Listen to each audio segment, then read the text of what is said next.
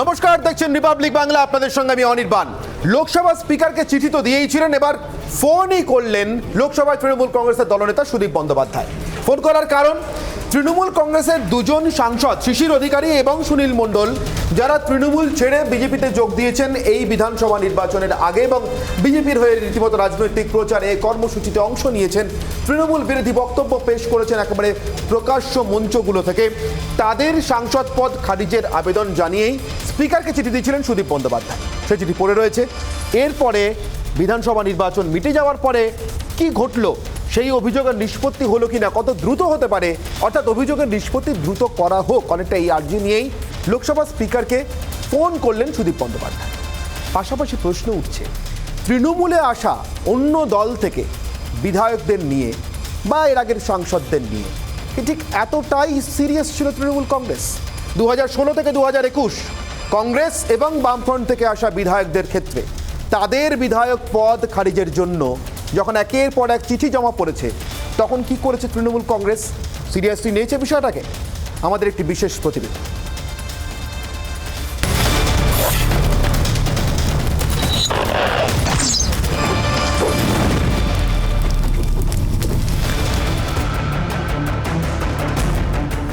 শিশির অধিকারী এবং সুনীল মণ্ডল দুই সাংসদই সম্প্রতি তৃণমূল ছেড়ে যোগ দিয়েছেন বিজেপিতে। দুজনেই তৃণমূলের টিকিটে জিতে সংসদে গিয়েছেন, আর সেই কারণে দলত্যাগ বিরোধী আইনে তাদের সাংসদ পদ খারিজের দাবি তুলেছে তৃণমূল। এ বিষয়ে ইতিমধ্যে একাধিকবার লোকসভার সাংসদ ওম বিড়লাকে চিঠি দিয়েছেন সাংসদ সুদীপ বন্দ্যোপাধ্যায়।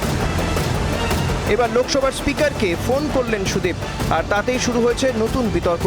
প্রশ্ন উঠছে, 2016 থেকে 2021 এই 5 বছরে একাধিক বিধায়ক বাম কংগ্রেসের টিকিটে ভোটে জেতার পর তৃণমূলে যোগ দিয়েছেন, তাহলে তাঁদের বেলায় কেন উল্টো অবস্থান নিচ্ছে ঘাসফুল শিবির?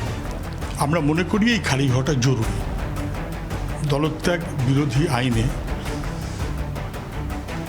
অংশ হিসেবেই এদেরটা খারিজ হওয়া জরুরি। এই চিঠি দিয়ে ওরা ঠিক কাজ করেছেন। স্পিকারের উচিত ওদের খারিজ করা, কিন্তু তৃণমূল কংগ্রেস কি এটা বলার যোগ্যতা রাখে? দ্বিচারিতা হচ্ছে না? যে অপরাধ তৃণমূল করে পশ্চিমবাংলায়, সেই একই অপরাধ যখন বিজেপি করে দিল্লিতে, আমরা দুটোরই বিরোধিতা করি এবং বলি এদের মেম্বারশিপ খারিজ করুক। এটা বলার যোগ্যতা তৃণমূল কংগ্রেসের নেই। 2016 থেকে 2021 কংগ্রেসের টিকিটে জিতে পরে তৃণমূলে যোগ দিয়েছেন এমন একাধিক বিধায়ক রয়েছেন, যাদের মধ্যে রয়েছেন বেশ কয়েকজন নজর কাড়াও, যেমন শম্পা দরিপা, মানস ভূঁইয়া, শঙ্কর সিং।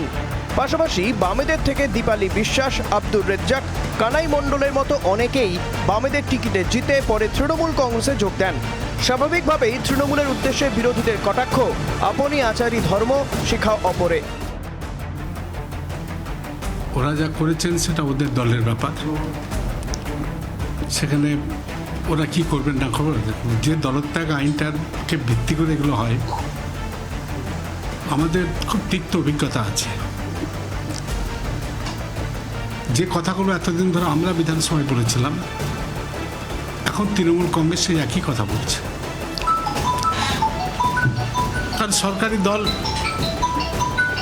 তারা এই আদর্শে বিশ্বাস করে না যে কেউ দলত্যাগ করলে তাকে পদত্যাগ করতে হবে, বিশ্বাস করে না। ঘুটে পড়ে গোবর হাসে। আজকে তারাই বুঝতে পারছে, যখন তাদের মেম্বাররা চলে যাচ্ছে, তখন বলছে ওদের দলত্যাগ আইন কার্যকরী করতে হবে। রাজনৈতিক মহলে একাংশের আরও প্রশ্ন, সুনীল মণ্ডল প্রথম সংসদে যায় ফরওয়ার্ড ব্লকের টিকিটে ভোটে জিতে, পরে তিনি যোগ দেন তৃণমূলে, ফলে সেই সময় তাকে নিয়ে তৃণমূলের কোনো অসুবিধে হয়নি। তবে সুনীলের সম্প্রতি বিজেপিতে যোগদানের ফলে তা গিলতে এখন অসুবিধে হচ্ছে ঘাসফুল নেতৃত্বের, আর এখানেই সব বিরোধিতার প্রশ্ন উঠছে। এটা খুব সহজ। আইনজীবী গিয়ে যে তুমি হাউসের মধ্যে কী করছো সেটা ম্যাটার, হাউসের বাইরে কী করছো সেটা ম্যাটার নয়। যারা এসেছিল তারা হাউসের মধ্যে ওদের সাথেই বসতো এবং চুপ করে থাকতো, হয়তো কৌশলগত কারণে কথা বলতো না, কিন্তু বা ওদের সঙ্গে ওয়েলে যেত না বা প্রতিবাদ করতো না, কিন্তু ওদের সঙ্গেই বসতো, ওদের বেঞ্চেতে বসতো এবং আমাদের হয়ে বলা বলি করতো না। রাজনৈতিক বিশ্লেষকদের মতে রাজনীতির নৌকা সবসময় নিজের সুবিধে মতো ডাঙা বেছে নেয়, সেটাই হয়ে এসেছে যুগের পর যুগ ধরে।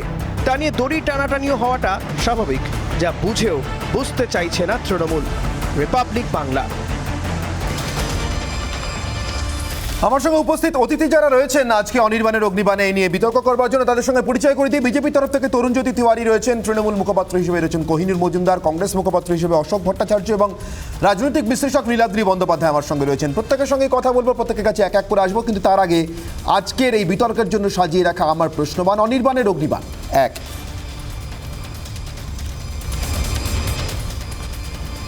তৃণমূলে আসা দলবদ্ধদের বিষয়ে নীরব কেন তৃণমূল নেতৃত্ব? অগ্নিবাণ দুই। এই একই দল বদলের রাজনীতি কি বিজেপিরও হাতিয়ার? অগ্নিবাণ তিন। দলত্যাগ নিয়ে এই দলবাজির যে তরজা চলছে, অর্থাৎ দল বদলালে কোন দলে এলেন কোন দলে গেলেন তার উপর দাঁড়িয়ে দলত্যাগ বিরোধী আইন প্রয়োগ করা, সেই তরজায় কি আসলে সংবিধানটাই শিখেই উঠছে?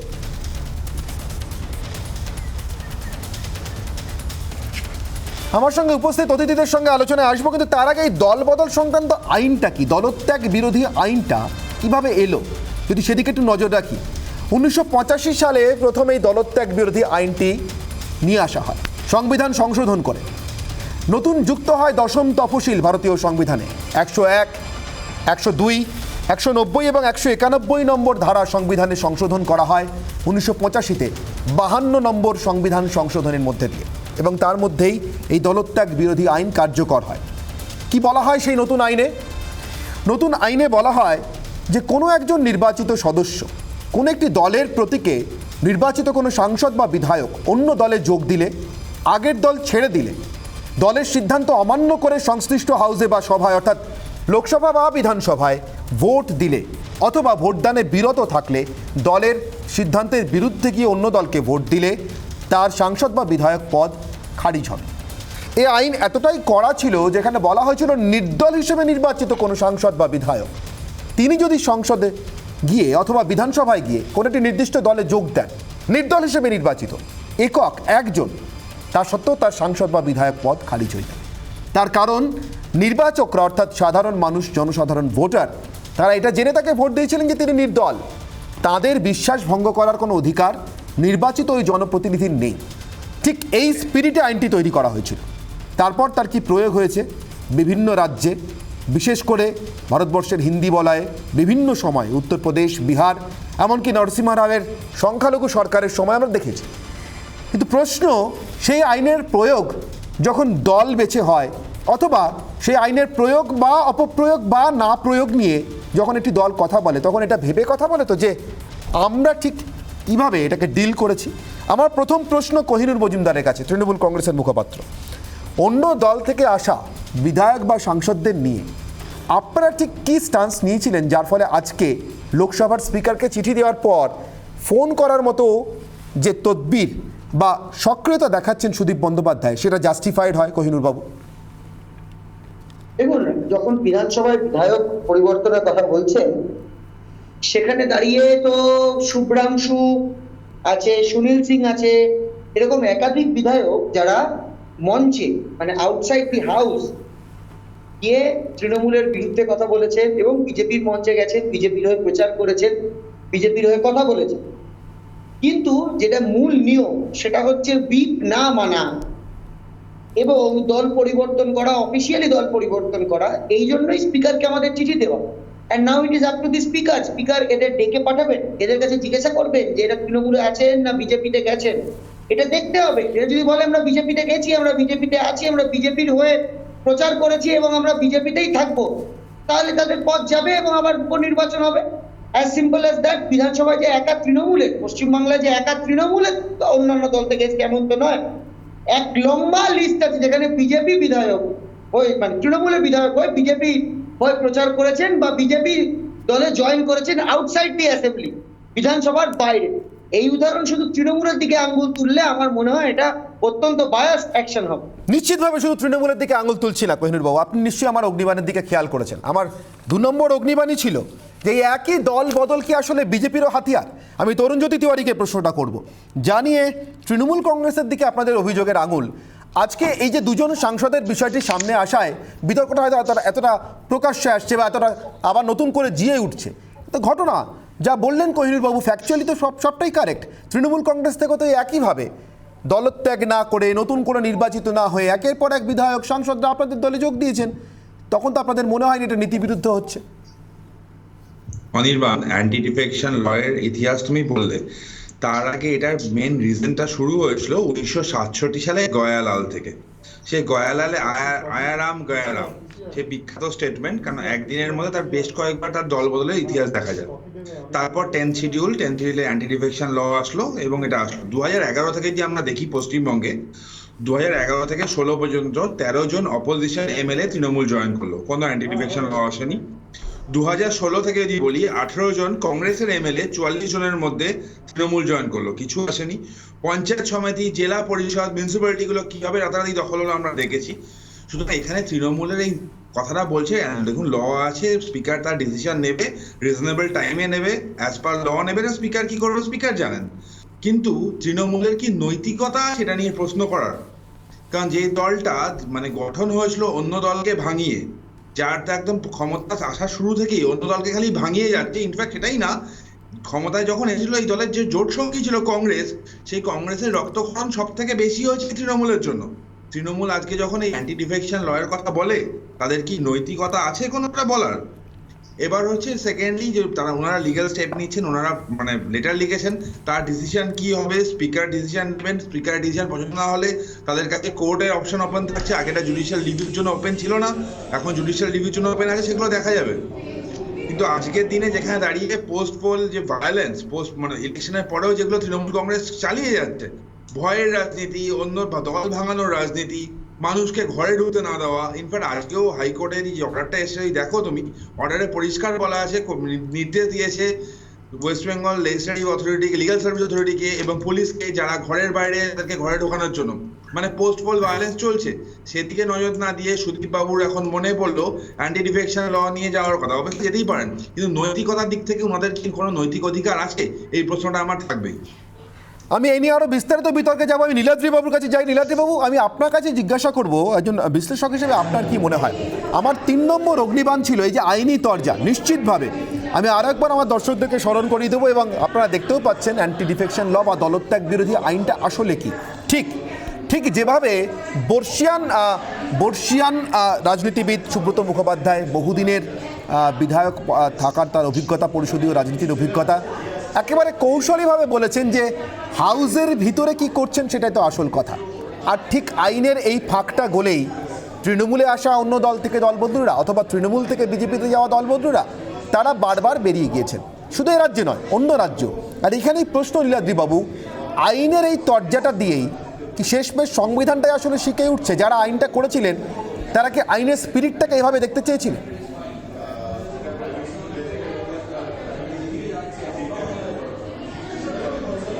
একটা কথা আপনাকে মনে করিয়ে দিই, বিধানসভায় বিরোধী দলনেতা শুভেন্দু অধিকারী তিনি কিন্তু নির্বাচনে দাঁড়াবার আগে বিধায়কের পদ থেকে পদত্যাগ করেছিলেন কারণ তিনি নিশ্চিত ছিলেন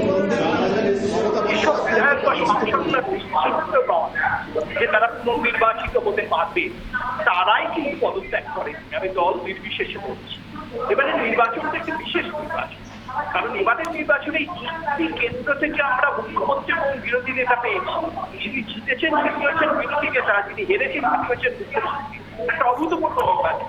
কিন্তু এর মাঝে এই যে দলত্যাগ বিরোধী আইন মেনে চলার যে দৃষ্টান্ত শুভেন্দু অধিকারী তৈরি করছেন, আমি আশা করি বিজেপির অন্যান্য বিধায়করাও সেই দলত্যাগ বিরোধী আইন অন্যান্য সংসদরা শুভেন্দু অধিকারী যে দৃষ্টান্ত তৈরি করেছেন, আমি নিশ্চিতভাবে বলবো খুব ভালো দৃষ্টান্ত, কিন্তু সেই দৃষ্টান্ত নীলাদ্রিবাবু এ রাজ্যে ব্যতিক্রম নয়। কোহিনুর রয়েছেন, আমি কোহিনুরকে স্মরণ করিয়ে দেবো এবং অন্যান্যদেরকেও স্মরণ করিয়ে দেবো। শোভনদেব চট্টোপাধ্যায় এ রাজ্যে তৃণমূল কংগ্রেস তৈরি হওয়ার পর তৃণমূল কংগ্রেসের দলীয় প্রতীকে নির্বাচিত প্রথম বিধায়ক। ঘাসফুল চিহ্নে লড়েছিলেন। কিভাবে লড়েছিলেন? শোভনদেব চট্টোপাধ্যায় 96 বিধানসভা নির্বাচনে কংগ্রেসের টিকিটে নির্বাচিত হন। তৃণমূল কংগ্রেস তৈরি হওয়ার সঙ্গে সঙ্গে এবং তিনি তৃণমূলে যোগ দেওয়ার সঙ্গে সঙ্গে শোভনদেব চট্টোপাধ্যায় পদত্যাগ করেন। ওই আসনে উপনির্বাচন হয়। তৃণমূল কংগ্রেসের দলীয় প্রতীকে নতুন করে জিতে শোভনদেব চট্টোপাধ্যায় বিধায়ক হন। কোহিনুর বাবু, এই এথিক্যাল স্ট্যান্ডার্ডটাকে তৃণমূল কংগ্রেস তুলে দিল। না, একটা নীলাদিবাবু একটা কথা বলে দিলেন শুভেন্দু অধিকারী, ঠিক শুভেন্দু অধিকারীর সঙ্গে শিলভদ্রবাবু জয়েন করেছিলেন বিজেপিতে, তিনি কিন্তু পদত্যাগ করে জয়েন করেননি, ব্যারাকপুরের এমএলএ, এবছর ইলেকশনটা গোহারান হেরেছেন, তিনি কিন্তু জয়েন করেছিলেন। এই অদ্ভুত একপক্ষে কথাগুলো রাজনৈতিক বিশ্লেষক হিসেবে বলাটা বন্ধ করতে হবে। বহুদিন ধরে নির্বাচনের আগে দেখেছি রাজনৈতিক বিশ্লেষকের নামে বিজেপি একটা করে মুখপাত্র জুড়ে দেয়, এটা একটা সমস্যার বিষয়। রাজনৈতিক বিশ্লেষক যদি হয় তাহলে রাজনৈতিক বিশ্লেষক হবে, আর যদি বিজেপির মুখপাত্র হয় 100টা বিজেপির মুখপাত্র থাকুক, একটা তৃণমূল মুখপাত্র থাকুক, কোনো অসুবিধা নেই, কিন্তু আইডেন্টিফিকেশন ইম্পারসোনাইজেশন এটা কিন্তু করা ঠিক নয়। দুই, একটা জায়গায় আমি আবার বলছি, যদি দলের মনে হয়, পার্লামেন্টারি পার্টির লিডারের মনে হয় তিনি স্পিকারকে লিখতে পারেন যে দলের হুইপ তিনি ইন হাউসে মানছেন না, যদি সেরকম পরিস্থিতি হয়, স্পিকার আছে, স্পিকার সিদ্ধান্ত নেবে, স্পিকারের সিদ্ধান্তে যদি অখুশি হয় তাহলে তারা কোর্টে যেতে পারে। আমার প্রশ্ন হচ্ছে, গত 10 বছর ধরে কংগ্রেস এই স্টেপটা নেয়নি কেন, সিপিএম এই স্টেপটা নেয়নি কেন? আমি ঠিক এই প্রশ্নটা নিয়ে অশোক বাবুর কাছে যাব। অশোক ভট্টাচার্য, কংগ্রেস মুখপাত্র আমাদের সঙ্গে রয়েছেন। অশোক বাবু, তৃণমূলে কংগ্রেস থেকে যাওয়া বিধায়কের সংখ্যাই সবসময় এ রাজ্যে বেশি, এবং সেটা 2016 বিধানসভা নির্বাচনের পরেও। আপনারা স্পিকারকে বহুবার চিঠি দিয়েছেন, আর কি কিছু করণীয় ছিল আপনাদের দিক থেকে? আপনারা করেননি, করে উঠতে পারেননি? দেখুন, ব্যাপারটা হচ্ছে যে সংসদীয় গণতন্ত্রের কিছু রীতিনীতি আছে, সেই রীতিনীতির মাধ্যমেই আমরা স্পিকারের কাছে বারংবার এই ব্যাপারটাকে তুলে ধরা হয়েছে, হিয়ারিং হয়েছে। ওই একটি বহুল প্রচলিত হিন্দি সিনেমার একটা ডায়লগের কথা মনে পড়ে যাচ্ছে আমার এখানে, তারিখ পে তারিখ, তারিখ পে তারিখ। এই ইতিহাসেরও সাক্ষী আছে পশ্চিমবঙ্গ বিধানসভা। আমি সে প্রসঙ্গে যাচ্ছি না, এটা তো আপনারাই বলেছেন, সবাই জানে, সবাই বলছে। সুদীপ বাবু যে দাবি জানিয়েছেন, সে দাবি জানাবার নৈতিক অধিকার সুদীপ বন্দ্যোপাধ্যায়ের আছে। দলনেতা হিসাবে সুদীপ বাবু তা করতে পারেন। আমি এই কথাটাও বলতে চাইছি না, আমি এখানে তৃণমূলের মুখপাত্র আছে কোহিনুরের কথা ধরেই আমি বলছি। আমি ছেড়ে দিলাম কংগ্রেস থেকে যারা দল বদলেছেন, আমি ছেড়ে দিলাম লেফট ফ্রন্ট থেকে যারা দল বদলেছেন, আমি বলতে চাইছি তাদের কথা যারা তৃণমূল থেকে বিজেপিতে গিয়েছিলেন এবং বহাল তবিয়তে বিধায়ক ছিলেন। এটা কিন্তু এই রাজ্যের সংসদীয় রাজনীতির ইতিহাসেও একটা লজ্জা। কোন যুক্তিতে সুনীল সিং এর মতন মানুষ একাধারে তৃণমূলের প্রতীকে বাই ইলেকশনে লুটতরাজ করে জেতার পরেও তারপরে বিজেপিতে জয়েন করে তার বিধায়ক পদ খারিজ হয় না? কোন যুক্তিতে শুভ্রাংশু বাবুর বিধায়ক পদ খারিজ হয় না? এগুলো তো এ রাজ্যের সংসদীয় ইতিহাসের একটা কলঙ্কজনক অধ্যায় হিসেবে চিহ্নিত থাকবে। সুদীপ বাবু নৈতিক কাজ করেছেন, তার দলনেতা হিসেবে তিনি করতেই পারেন। এবং আমি আবার বলছি, সত্যি তো শিশির বাবুর খারিজ হওয়া উচিত, নৈতিকতার দিক থেকে খারিজ হওয়া উচিত। এটা হতে পারে না। তৃণমূলের প্রতীকে জিতেছেন সুনীল বাবু, তৃণমূলের প্রতীকে জিতেছেন, এখন করছেন বিজেপি। এটা মানুষের প্রতি বিশ্বাসভঙ্গ। 1985 সালে আপনারা বললেন মানুষটার নামটা উল্লেখ করতে হবে, নাহলে ইতিহাসের প্রতি বিরূপতা হবে। রাজীব গান্ধী চেয়েছিলেন সংসদীয় গণতন্ত্রের রীতিনীতিতে স্বচ্ছতা আসুক। অ্যান্টি ডিফেকশন ল যার নাম করতে হয় প্রয়াত প্রধানমন্ত্রী রাজীব গান্ধী। দুর্ভাগ্যের বিষয় 2011 থেকে 2021 আরো দুর্ভাগ্যের বিষয় অশোকবাবু, সেই রাজীব গান্ধীর অত্যন্ত দুঃখজনক, দুর্ভাগ্যজনক অকাল মৃত্যুর পর সন্ত্রাসবাদী আক্রমণে নরসিংহ রায়ের যে সরকারটি কেন্দ্র সরকারে তৈরি হলো, তারা সংখ্যালঘু সরকার হয়েও এবং সংসদে 2.5 বছরের মাথায় আস্থা ভোটটি জিতলো এই অ্যান্টি ডিফেকশন লকে এক কথায় বুড়ো আঙুল দেখিয়ে। তারপরে তা নিয়ে মামলা মোকদ্দমা হয়েছে। এইটা অনেক, এটা সাব জুডিস একটা ম্যাটার, এটা মামলা মোকদ্দমা হয়েছে। আপনি এইভাবে বলতে পারেন না যে কংগ্রেস বুড়ো আঙুল দেখিয়ে জিতলে। এইভাবে একটা নিদান হেঁকে দেওয়া যায় না এখানে অনির্বাণ, এইভাবে নিদান হেঁকে দেওয়া যায় না। এটা বহুল বিতর্কিত, বহুল আলোচিত একটা বিষয়। এর পক্ষে বিপক্ষে প্রচুর কথা আছে, সেটা এখানে আলোচ্য বিষয় নয়। মুশকিলটা হচ্ছে অশোকবাবু, যে জায়গাটায় দল বদলের এই বারুদ আর তার আগুন বোধহয় ভারতবর্ষে খুঁজলে পাওয়া যাবে না এমন কোনো দল নেই যাদের ঘরে নেই। ফলে প্রত্যেকের কাছে গেলে এই আগুনের ভিক্ষা মেলে। আমি একবার প্রভাত বাবুর কাছে যাই। প্রভাত দত্ত আমার সঙ্গে রয়েছেন, রাজনৈতিক বিশ্লেষক। আমি আসবো অশোকবাবু, আবার পরে আপনার কাছে আসবো, নিশ্চিতভাবে আসবো। আমি তো প্রভাত বাবুর কাছে যাই, রাজনৈতিক বিশ্লেষক হিসেবে আমার সঙ্গে রয়েছেন। প্রভাত বাবু, আপনার স্মরণে আছে কিনা জানি না, আজ থেকে অনেক বছর, অন্তত 10-11 বছর তো বটেই, আগে একবার আপনি খুব গর্ব করে আমাকে বলেছিলেন, রাজনৈতিক বিশ্লেষক হিসেবেই, আমি তখন রিপোর্টার হিসেবে আপনার কাছে যেতাম, আপনি খুব গর্ব করে আমাকে বলেছিলেন এইসব দলবদলের রাজনীতি অনির্বাণ বুঝলে এইসব হিন্দি বলায় টিপিক্যাল রাজনীতি, আর যাই হোক পশ্চিমবঙ্গে এসব কোনোদিন দেখতে হবে না। আজকে কি মনে হচ্ছে সে গর্বে কোথাও চিড় ধরেছে?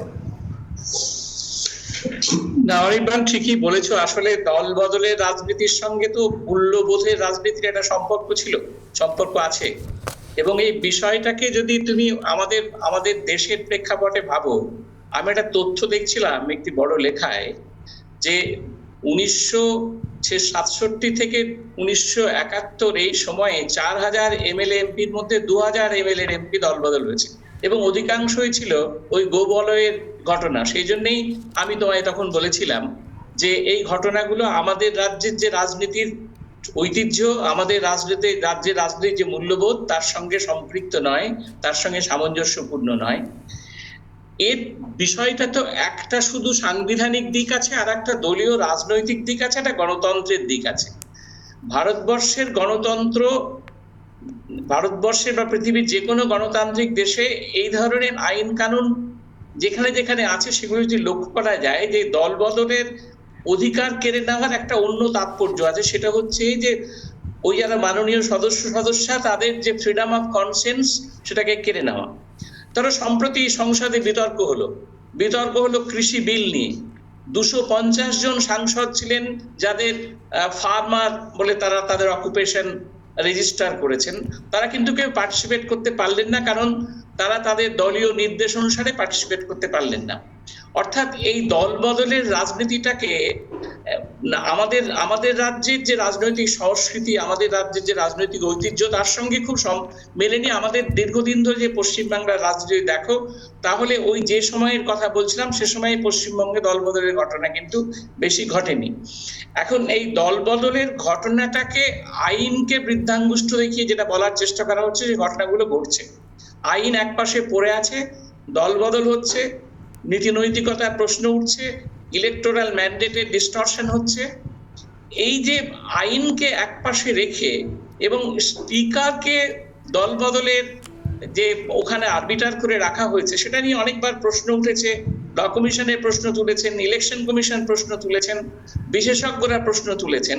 স্পিকার তো রাজনৈতিক দলের ঊর্ধ্বে, আইনগতভাবে রাজনৈতিক দলের ঊর্ধ্বে, কিন্তু রাজনৈতিক দল থেকে আসছেন, সুতরাং তার একটা রাজনৈতিক বাধ্যবাধকতা অনেক সময় থাকছে।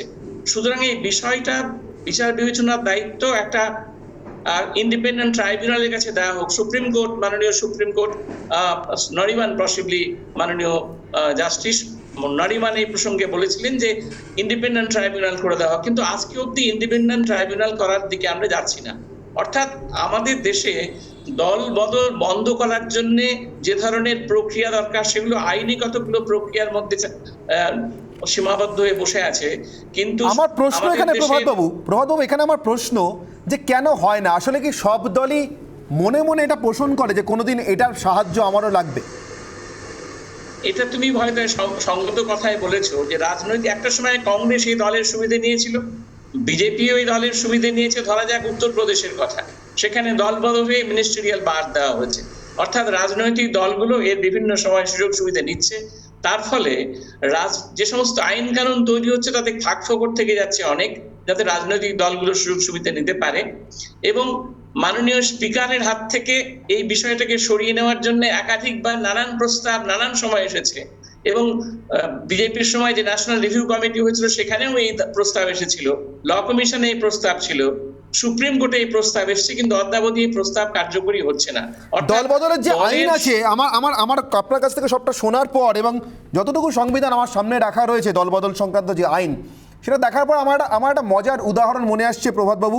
আমি সেই উদাহরণটাকে সামনে রেখে এরপরে আলোচনায় আসবো।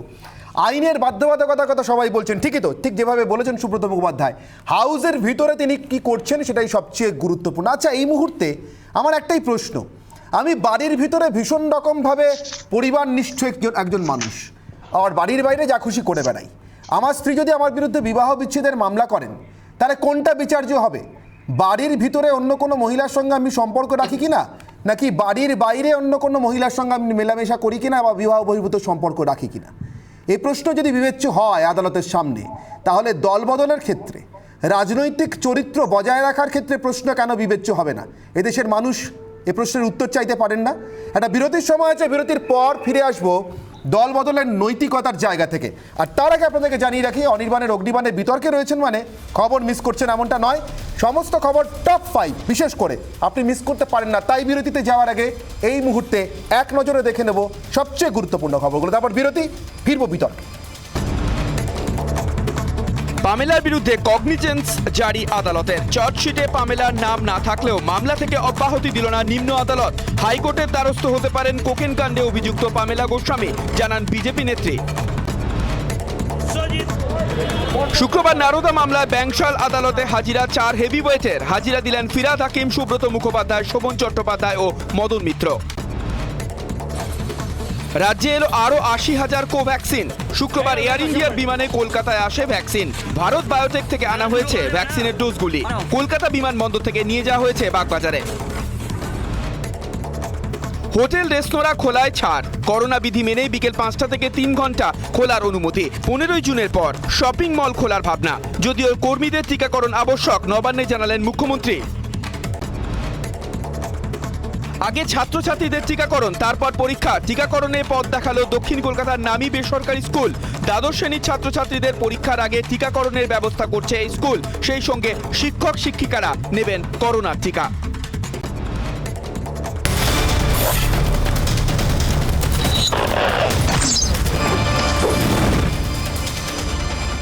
আমি ফিরলাম বিরতির পর। আমি কোহিনুর বাবুর কাছে একটা প্রশ্ন নিয়ে যাওয়ার আগে আমি কোহিনুর বাবু একটা চিঠি এবং তার জাস্ট সারমর্মটুকু বলছি। 11ই জানুয়ারি 2021 সালে লেখা একটি চিঠি, অর্থাৎ এই বছরই।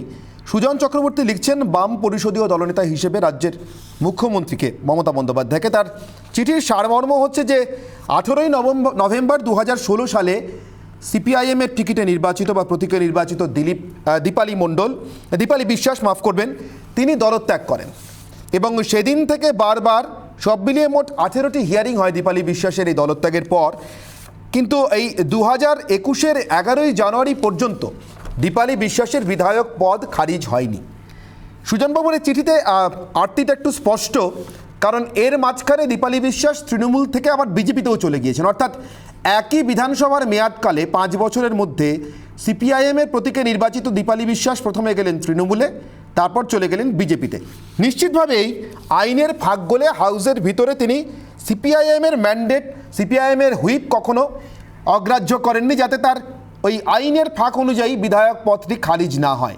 কিন্তু আমার প্রশ্ন, এই চিঠিটিকে সামনে রেখেই 4.5 বছর অতিক্রান্ত হয়েছে একটি বিধানসভাতে, তারপরেও দীপালি বিশ্বাসকে তার বিধায়ক পদ খারিজ না করাকে নৈতিকভাবে আপনি কিভাবে দেখছেন কোহিনুরবাবু?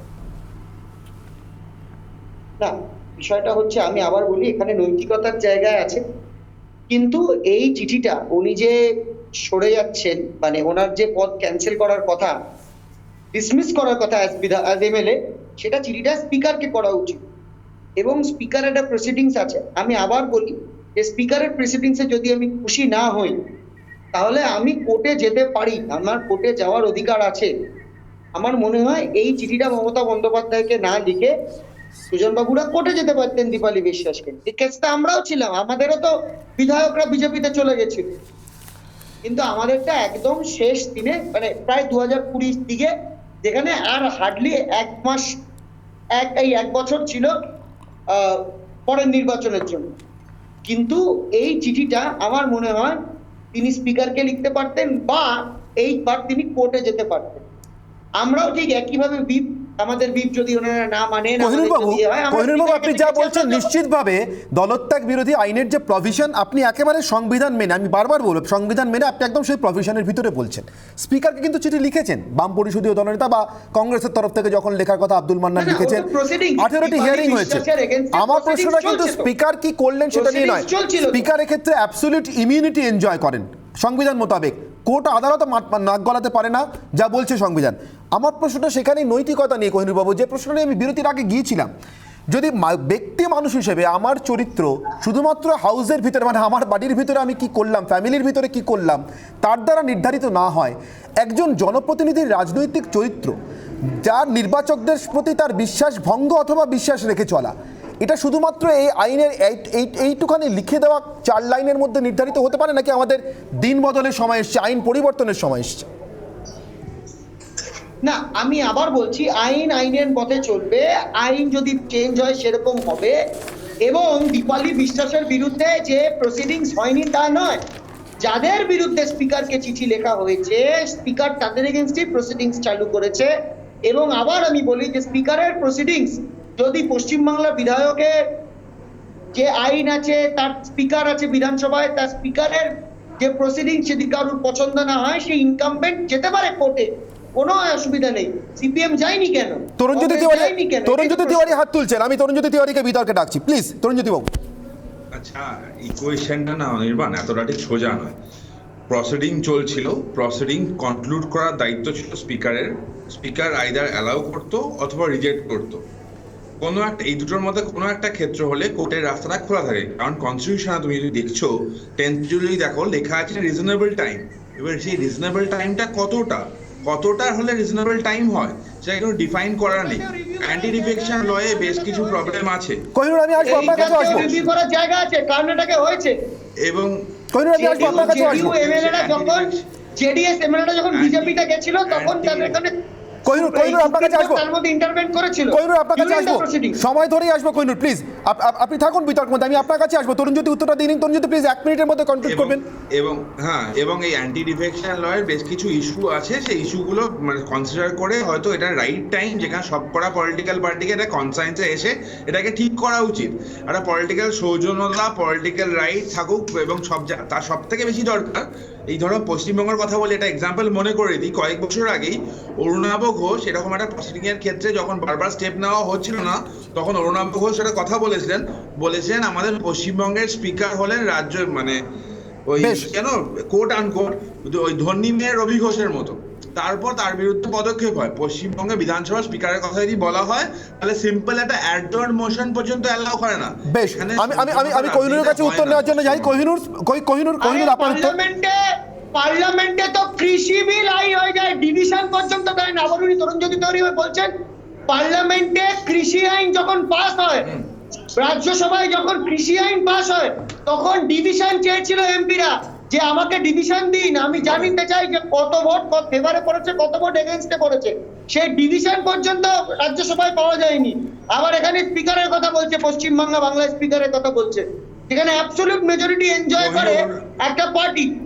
রাজ্যসভায় যেখানে অ্যাবসলিউট মেজরিটি নেই বিজেপির, সেখানে ডিভিশন পর্যন্ত দেয় না রাজ্যসভার চেয়ারম্যান। এবার ঠিক আছে,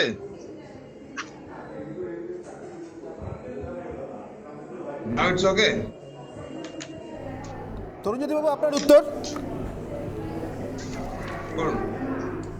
না, তরুণজ্যোতি বাবুর সঙ্গে কোথাও বোধ আমাদের টেকনিক্যাল কোনো প্রবলেম হচ্ছে পেটে। আমি অশোক বাবুর কাছে যাই, অশোক ভট্টাচার্য কংগ্রেসের তরফে। অশোক বাবু, যে প্রশ্ন আমি করছি নৈতিকতার জায়গা থেকে, যে আইন তৈরি হয়েছিল 85 সালে, তারপর সে আইনের ফাঁক গলে অনেক কিছু ঘটে গিয়েছে মাঝের সময়। আমার প্রশ্ন, আইনের কি আরো বদল প্রয়োজন? আমি এবং আমার দল, আমি দায়িত্ব নিয়ে বলছি, আমি এবং আমার দল এই প্রসঙ্গে খুব স্থিরভাবে একটা কথা বলছি যে নৈতিকতার দিক থেকে এটা সমর্থনযোগ্য নয়, কখনোই নয়। প্রভাতবাবু বলছিলেন যে কংগ্রেস এই আইনের সুযোগ নিয়ে যে সুবিধা নিয়েছে, এরকম কোনো তথ্য তালাশ উনি উপস্থিত করতে পারবেন কিনা আমি জানি না। আমি শুধু একটা কথা বলছি, এদেশের একটা প্রধানমন্ত্রী, এদেশের একটা রাজনৈতিক দল কংগ্রেস, যার প্রধানমন্ত্রী রাজীব গান্ধী ভেবেছিলেন এই একটা আইন করা দরকার সংসদীয় রাজনীতিতে স্বচ্ছতা আনার জন্য। আইন সুপরিবর্তনীয়, দুষ্পরিবর্তনীয় দু রকমের হয়। এই আইন তো এমন নয় যে দুষ্পরিবর্তনীয়। পরবর্তীকালে আজকে যারা ক্ষমতায় রয়েছেন, সংবিধানের পরিকাঠামোকে ভেঙে চুরমার করে দিতে তাদের আর জুড়ি নেই, তারা তো মনে করলেই অনেক কিছু করতে পারেন। আসলে কোথায় জানেন, তখনই আইনটাকে সংশোধন আমি করতে পারবো যখন কারোর দিকে একটা আঙ্গুল তুললে আর 4টে আঙ্গুল নিজের দিকে থাকবে না। এক্স্যাক্টলি অশোক বাবু, সেখানেই মনে হচ্ছে আপনি প্রভাত বাবুর জন্য যে প্রশ্নটা করলেন, আমি প্রভাত বাবুর কাছে যাব। কিন্তু আমার স্মৃতিতে যতটুকু আছে, এই আইন তখন ছিল না, নিশ্চিতভাবে দলত্যাগ বিরোধী আইন ছিল না। কিন্তু তা সত্ত্বেও আমার স্মৃতি যদি খুব বিশ্বাসঘাতকতা না করে, 5 জন বিধায়ক নিয়ে অজয় মুখার্জি পশ্চিমবঙ্গেতে একবার মুখ্যমন্ত্রী হয়েছিলেন। প্রভাতবাবু ভুল বললাম? হ্যাঁ, অজয় মুখার্জি আমি শুনিনি প্রভাতবাবু উত্তর শুনিনি। প্রভাতবাবু অজয় মুখার্জি কোন দলের মুখ্যমন্ত্রী হয়েছিলেন? আমি আসবো অশোক বাবু, প্রভাতবাবুর কাছে একটু যাই প্লিজ। কোন দলের মুখ্যমন্ত্রী হয়েছিলেন, কিভাবে সমর্থন জোগাড় করেছিলেন প্রভাতবাবু? আসলে যদি রাজনৈতিক এই দলত্যাগের ইতিহাসটা দেখা যায়, আমি সকালে একটি বড় লেখা পড়ছিলাম, তাদের দলত্যাগের ইতিহাস দেখানো হয়েছে। সেই ইতিহাস বিশ্লেষণ করতে গিয়ে তিনি বারবার বলার চেষ্টা করছেন যে সব রাজনৈতিক দলগুলো বিভিন্ন সময়ে দলত্যাগ বিরোধী আইনের সুযোগ নিয়েছে, এবং সেই জন্য ডিকেন্সের অলিভার টুইস্টের একটা চরিত্র ছিল মিস্টার বাম্বল।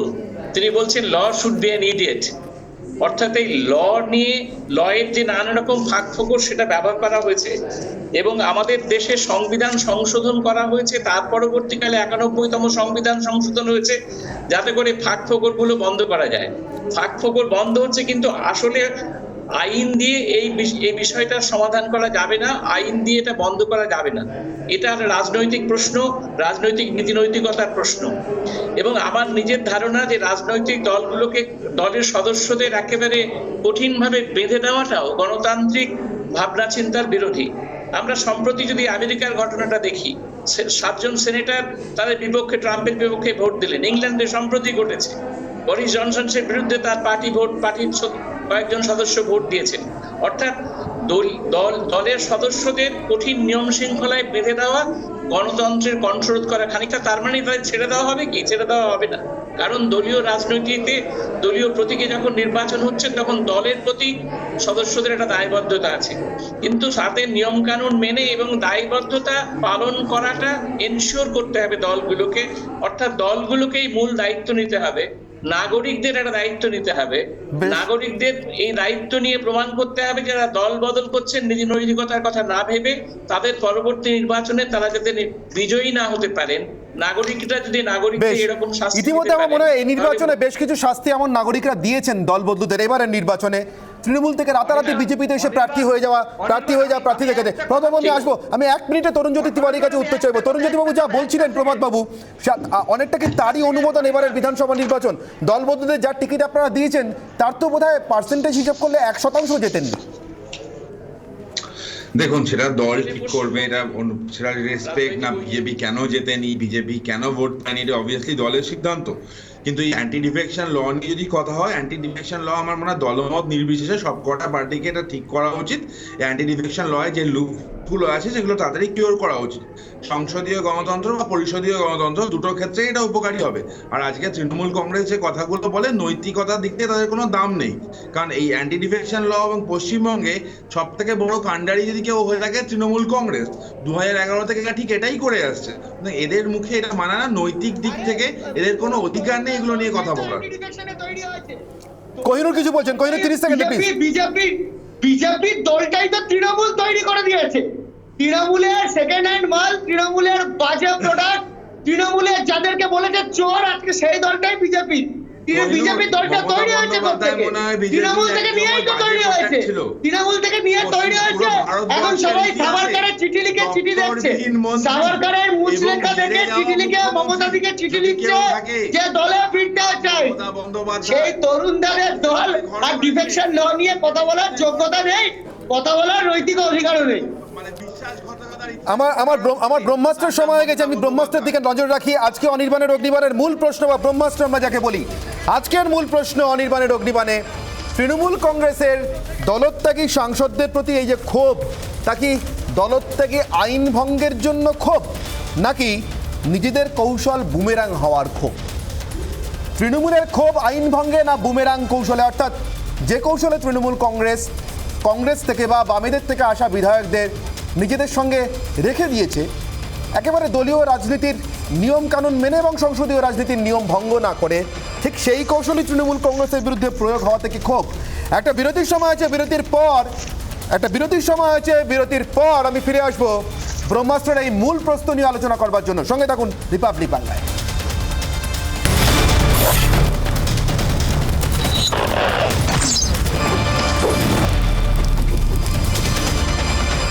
আমি উপস্থিত অতিথিদের সঙ্গে আলোচনায় আসবো। আমি আলোচনা করছি আজকে দলত্যাগ বিরোধী আইন নিয়ে এবং সেই আইনের প্রয়োগ নিয়ে যেভাবে লোকসভার স্পিকারকে চিঠি লিখেছেন এবং তারপরে টেলিফোন করেছেন সুদীপ বন্দ্যোপাধ্যায়, তার পরিপ্রেক্ষিতে সুজন চক্রবর্তী বিগত বিধানসভায় বাম পরিষদীয় দলনেতা এই মুহূর্তে আমার সঙ্গে রয়েছেন।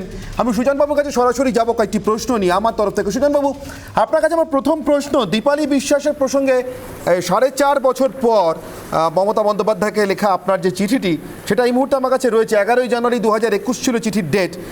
আমার প্রশ্ন, এখানে একটা প্রশ্ন উঠেছে যে কোহিনুর বাবু রয়েছেন তৃণমূল কংগ্রেসের তরফ থেকে, তিনি বলছিলেন যে স্পিকারের যে বিচার তাতে সন্তুষ্ট না হলে আপনাদের কাছে আদালতে যাওয়ার পথও খোলা ছিল। মুখ্যমন্ত্রীকে চিঠি লিখেছেন ঠিকই, কিন্তু বিধানসভার ভিতরে বিষয়টি তো নিষ্পত্তি করেন স্পিকার। আপনারা আইনের দরজায় হাঁটলেন না কেন?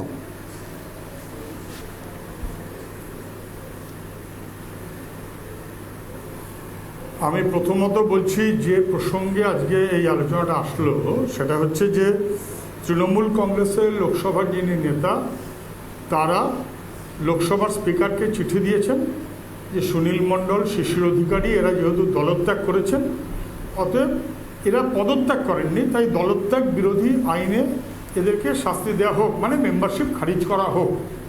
আমি মনে করি এই চিঠিটা যথাযথ, ঠিক হয়েছে এবং এই চিঠির পরিপ্রেক্ষিতে লোকসভার স্পিকারের অবশ্যই এদের সদস্যপদ খারিজ করা উচিত যদি এরা দলত্যাগ করে থাকেন, এইটা যদি ওরা দেখাতে পারে। এটা সঙ্গত। এই চিঠিটা এর আগে একবার ওরা দিয়েছিলেন জানুয়ারি মাসেও বিধানসভা ভোটের আগে। তখন ওদের সুনীল মণ্ডল সম্পর্কে বলেছিলেন, যেহেতু সুনীল মণ্ডল তখন দলত্যাগ করেছেন। আমি বলছি এটা লোকসভার স্পিকারের উচিত এদের খারিজ করা, কিন্তু দুর্ভাগ্য হলেও সত্য যে এই একই রকম প্রসঙ্গ যখন এসেছে পশ্চিমবঙ্গ বিধানসভায় কিন্তু অন্য দল থেকে যারা তৃণমূলে যোগদান করেছেন তাদের খারিজ করা হয়নি। নভেম্বর 2016 মুখ্যমন্ত্রীর চিঠি তো 2021-এর 11ই জানুয়ারি, নভেম্বর 2016 আমি তথ্য, যুক্তি, প্রমাণ, ভিডিও, কাগজ সমস্ত দেখিয়ে, এমনকি তৃণমূল কংগ্রেসের আভ্যন্তরীণ সার্কুলার যা প্রকাশিত হয়েছে সেটা দেখিয়ে আমি স্পষ্ট করি যে দলত্যাগ করে তৃণমূলে যোগদান করেছে, অতএব পদত্যাগ করা উচিত বা খারিজ করা উচিত, যেহেতু পদত্যাগ করেনি দীপালি বিশ্বাসে। এই নিয়ে আমি নভেম্বর 16, আজকে না। এবং দেখবেন আপনি মুখ্যমন্ত্রীকে চিঠিতে আমি বলেছি যে 5 বছর মেয়াদের সদস্যের 4.5 বছর পার হয়ে গেল। জাস্টিস ডিলেড ইজ জাস্টিস ডেনাইড, যা আমি মুখ্যমন্ত্রীকে চিঠিতে বলেছি সেটা প্রকাশ করা যায়।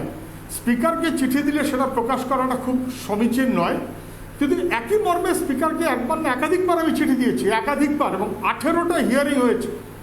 18টা হিয়ারিংয়ে আমার অপোজিট পার্টি যিনি দলত্যাগী, তিনি বারবার এড়িয়ে গেছেন, বেশ কয়েকবার এসেছেন। তাতে এটা প্রমাণিত দিনের আলোর মতন স্পষ্ট যে তিনি দলত্যাগ করেছেন। আমি এই পর্যন্ত বলেছি যে আর কত প্রশ্রয় দেবেন, যখন সমস্ত কিছু সীমা অতিক্রম করে গেল, 4.5 বছর হয়ে গেল প্রায়, তখনও আমি যেভাবে আইনানুগভাবে স্পিকারকে চিঠি দিতে হয় তার মতন করেই আবার মুখ্যমন্ত্রীকে জানালাম যে আপনি দলের নেতা, এবং সেটা কখন জানালাম, যখন সুনীল মণ্ডলের ব্যাপারে চিঠি দিলেন তখন জানালাম যে ওখানে আপনি সুনীল মণ্ডলের জন্য চিঠি দিচ্ছেন আর একই দল, এখানে আপনি তো একই অ্যাকশন নিচ্ছেন না, এটা তো দ্বিচারিতা হয়ে যাচ্ছে। সুজনবাবু, একটা প্রশ্ন আপনার কাছে আমার, সুনীল মণ্ডল যখন তৃণমূল থেকে উনি বিজেপি হলেন, এই দীপালি বিশ্বাস, তখন আমি ব্যান্টার করে চিঠি দিলাম যে এখন উনি বিজেপি হয়েছেন, তাহলে এখন তো নিশ্চয়ই আপনি অ্যাকশন নেবেন বলে আমি আশা করতে পারি। তাতেও অ্যাকশন নেননি কেন? আমি আইনে যাইনি। আইনে যাওয়ার পরে এই কথাটা স্বাভাবিকভাবেই আসবে যে প্রাথমিক দায়িত্ব স্পিকার একটা ডিসিশন নিলে হ্যাঁ বা না, তারপরে কোর্টে যাওয়ার কথা। তাহলে কোর্ট তার আগে পর্যন্ত বলবে স্পিকার ঠিক করুন। তাহলে আমরা পার্লামেন্টে বলছি স্পিকার আপনি খারিজ করুন, তাহলে বিধানসভাতে একই কথা বলার কথা যে স্পিকার আপনি খারিজ করুন। সুজনবাবু, তৃণমূল সেখানে দলে নিয়েছে, প্রশ্রয়। সুজনবাবু, আরেকটা প্রশ্ন আমার থেকে যারা বিজেপিতে গেছে বিধানসভা সদস্য, সুজনবাবু আমার আরেকটা প্রশ্ন, কিন্তু কোনো অ্যাকশন নেয়নি। আমার আরেকটা প্রশ্ন, সুনীল মণ্ডল প্রথমবার ফরওয়ার্ড ব্লকের খারিজ করা একেবারে বিধানসভাতে। সুজনবাবু প্লিজ, কেন? সুজনবাবু প্লিজ, আমার একটা প্রশ্ন, আমি যে অভিযোগ করতে পারি এইটা কিন্তু তৃণমূলের করার যোগ্যতা নেই একেবারে। সুজনবাবু, আমার একটা প্রশ্ন, সুনীল মণ্ডল, আরেকটাই প্রশ্ন আমার আপনার কাছে, সুনীল মণ্ডল প্রথমবার ফরওয়ার্ড ব্লকের টিকিটে নির্বাচিত ছিলেন 2014-য় এবং লোকসভার মেয়াদ থাকাকালীনই তিনি দল পরিবর্তন করে ফরওয়ার্ড ব্লকে থেকে তৃণমূল কংগ্রেসে গিয়েছিলেন। আপনারা কি লোকসভা স্পিকারকে তখন একইভাবে দলত্যাগ বিরোধী আইনে তার সাংসদ পদ খারিজ করবার জন্য, মানে বামেদের তরফ থেকে, যেহেতু তিনি বামফ্রন্টের মনোনীত প্রার্থী ছিলেন, কোনো চিঠি দিয়েছিলেন? আপনার জানা আছে এরকম কিছু? না, লোকসভা স্পিকারকে আমরা চিঠিটা দিইনি এই কারণে যে তিনি লোকসভায় ফরওয়ার্ড ব্লক থেকে নির্বাচিত হয়ে পদত্যাগ করেছিলেন, এটা তো নয়। ফলে লোকসভা স্পিকারকে আমি দেবো কী করে? শুধু আমি এটা মনে করিয়ে দিতে চাই, 2011 সালের পর শাসক দল অন্য দল থেকে ভাঙিয়ে শাসক দলে যেভাবে বিধায়কদের যুক্ত করেছে, পশ্চিমবাংলায় এটা রেওয়াজ ছিল না। 34 বছর নিয়ে যে যা ইচ্ছা বলতে পারেন, কিন্তু 34 বছরের শাসক দল কখনো এই ধরনের কাজ করেনি। এটা আনপ্রেসিডেন্টেডলি পশ্চিমবাংলার অন্যান্য রাজ্যে হলেও ঘোড়া কেনাবেচার খেলাটা তৃণমূল কংগ্রেস শাসক দল হিসেবে চালু করেছে। আজকে সেই একই বিপদ যখন তৃণমূলের ঘাড়ে পড়েছে লোকসভায়, তখন ওরা চেঁচামেচি করছে, বিধানসভায় কিন্তু এগুলোকে প্রশ্রয় দিয়েছে। আমি এই কারণেই বলছি এটা বিচারিতা। আমি স্পিকারের কাছে গেছি, আমি বিধানসভায় একাধিকবার তুলেছি। সুজনবাবু, অনেক ধন্যবাদ আমার সঙ্গে সময় দেওয়ার জন্য। হিয়ারিং হয়েছে, অনেক ধন্যবাদ আমার সঙ্গে সময় দেওয়ার জন্য। আমি একদম যেহেতু শেষ দিকে চলে এসেছি, শেষ করতে হবে, আমি কোহিনুর বাবুর কাছ থেকে শুরু করবো। 30 সেকেন্ড করে প্রত্যেককে দেবে। কোহিনুর বাবু, সখাত সলিলেই আপনারা কি শেষ পর্যন্ত পড়েছেন? আমি শুনতে পেলাম না, অডিওটা ক্লিয়ার হলো না। সখাত সলিলেই কি আপনারা শেষ পর্যন্ত পড়েছেন? না, আমাদের এই বিষয়টা আপনারা পুরো উল্টো দিকে যাচ্ছেন। আমরা চিঠি লিখেছি, আপনারা চিঠিটা দেখবেন। আমরা পরিষ্কার বলছি যে এই লকডাউনের সময় এবং ইয়াসের পর, স্পেশালি কাঁথিতে একজন সাংসদ হিসেবে যে কাজটা করার দরকার সেখানে পাওয়া যাচ্ছে না। তাহলে একটা নতুন সাংসদ দিক, আমরা নতুন বাই ইলেকশন হোক, নতুন সংসদ আসুক, তারা কাজ করার সুযোগ পান। এই যারা সংসদ ছেড়ে গেছে তারা তো মুখ লজ্জায় বাড়ি থেকে বেরোতে পারছে না। জিতলে তাও বাড়ি থেকে বেরোতে পারতো, হেরে গিয়ে আর মুখ লজ্জায় বাড়ি থেকে বেরোতে পারছে না। বেশ, তাই আমার মনে হয় যে নতুন সংসদ শেষ দিকে এসছি। কোহিনুর, আমাকে তরুণজ্যোতির কাছে যেতে হবে। তরুণজ্যোতি বাবু, 30 সেকেন্ডের মধ্যে প্লিজ। আচ্ছা, কোহিনুর বাবুর কথা মতো যদি বলা হয়, তাহলে হচ্ছে পশ্চিমবঙ্গে এত বড় বিপর্যয় চলে গেল, বিপর্যয় মোকাবেলা মন্ত্রীকেও পশ্চিমবঙ্গ দেখতে পাচ্ছে না, তাকে সরিয়েও তার জায়গায় উপনির্বাচন হোক। এবার সেকেন্ড কথা আসি, এই তৃণমূল কংগ্রেস এতগুলো কথা বলতে, তাদের নৈতিকভাবে তাদের কোনো অধিকার নেই, কারণ এই কাজটি তারা করে এসছে। তাদের কিছু বলার আগে নিজের একবার আয়নার সামনে দাঁড়িয়ে দেখা উচিত। 30 সেকেন্ডে নীলাদ্রি বাবুর কাছে যাবো। নীলাদ্রি বাবু,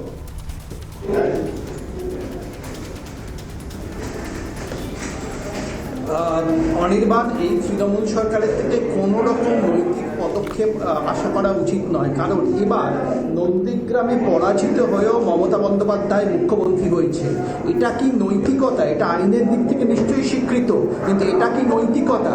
যেখানে মুখ্যমন্ত্রী এখানে পরাজিত প্রার্থী হন, সেখানে সেই সরকারের থেকে আমি অন্তত কোনো নৈতিক পদক্ষেপ আশা করি না। আইনকে সংশোধন করা উচিত এই ধরনের বিচ্যুতি এড়ানোর জন্য। বেশ, আমি 30 সেকেন্ডে যাবো অশোক ভট্টাচার্যের কাছে। একটা কথা বলে দিতে চাই, তো একটা তথ্য প্রমাণ ঘটেছে। অজয় মুখার্জির কথা এখানে উঠেছে, প্রথম যুক্ত ফ্রন্ট কিংবা দ্বিতীয় যুক্ত ফ্রন্টের দায় কখনো কংগ্রেসের ঘাড়ে আসেন, এটা গেল 1 নম্বর। 2 নম্বর কথা হচ্ছে, অ্যান্টি ডিফেকশন ল নিয়ে কিছু করার গাছ থাকতে হবে। সে গাছ একমাত্র কংগ্রেসের ছিল বলে রাজীব গান্ধী 1985-তে অ্যান্টি ডিফেকশন ল এনেছেন। আবার আমি এই একটা কথা এখানটায় দাঁড়িয়ে বলতে চাই, যাদের গাছ নেই, সে কেন্দ্রের শাসক আর এ রাজ্যের শাসক হোক, তারা কখনোই এই আইনের সংশোধনের ব্যাপারে গড়িমসি করবে, এটাই খুব স্বাভাবিক। সময় যেহেতু একদম শেষ, প্রত্যেককেই ধন্যবাদ জানাচ্ছি। প্রভাত বাবু, প্রভাত দত্ত, অশোক ভট্টাচার্য, নীলাদ্রি বন্দ্যোপাধ্যায়, তরুণজ্যোতি তিওয়ারি এবং কোহিনুর মজুমদার আমাদের সঙ্গে সময় দেওয়ার জন্য।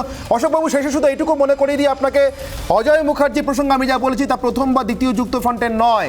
দ্বিতীয় যুক্ত ফ্রন্ট সরকারকে, নিজের সরকারকে অসভ্য সরকার বলে অজয় মুখার্জি পদত্যাগের পর সংখ্যালঘু 5 বিধায়কের সরকার গঠন প্রসঙ্গে অজয় মুখার্জি সেই সরকারের মুখ্যমন্ত্রী ছিলেন। সময় একেবারে শেষের পরে ঘর ছাড়াদের, রাজনৈতিক হিংসায় ঘর ছাড়াদের ঘরে ফেরানোর আদালতের নির্দেশ নিয়ে আপনাদের সঙ্গে থাকছে সোজাসুজি স্বর্ণালী।